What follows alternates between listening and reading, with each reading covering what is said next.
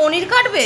হ্যাঁ রে সুন্দরী, তোকে একটা কথা বলে রাখি, আমার ছেলে জানিস তো অত নিরামিষ খেতে ভালোবাসে না, আর ওর পনির ওর জন্য নিরামিষ করলে ওর জন্য পনির করতেই হয়। এবারে ছেলে পনিরটা খুবই ভালো খায়। আর এই পনিরটা জানিস, তুই যে বলিস না মা তুমি পনির করো এত সফট হয় কী করে, হ্যাঁ, এর একটা টিপস তোকে বলছি। ওই দেখ আমি জল গরম বসিয়ে দিয়েছি, জল গরম আর হলুদ নুন দিয়ে। এবারে যখন আমি পনিরটা ভাজবো, ওই গরম জলের মধ্যে কিন্তু আমি পনিরটাকে ভেজে ভেজে ওর মধ্যে ফেলবো, তাহলে সফট হবে। একদম সফট হবে পনির, এত সুন্দর হবে খেতে তা বলার মতন না। তুই বুঝতেই পারবি না যে এটা পনির খাচ্ছিস না মাখন খাচ্ছিস। ঠিক আছে, এত সুন্দর পনির হয়। আর আমার ছেলে কিন্তু এরকমই খেতে ভালোবাসে। তুই উল্টোপাল্টা রান্না করে জন্য আমার ছেলেরা খাওয়াস না। না এবার কি মশলা দেবা পনিরে?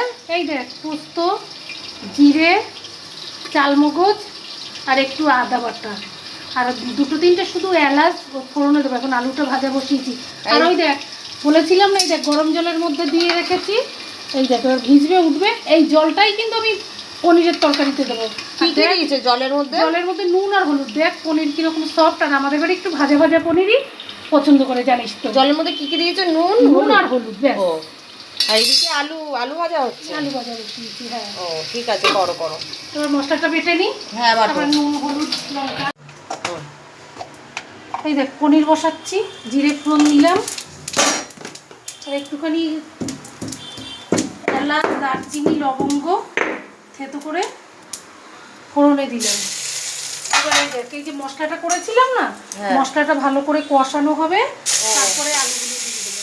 এই আলু ভাজা পনির ভাজা তেলের মধ্যেই কিন্তু রান্না করছি। ও পরে তোরই দেখ পনিরের কালারখানা দেখ শুধু, বাহ খুব সুন্দর কালার হয়েছে। এই যে এত সুন্দর, এই যে খেতে কি হবে।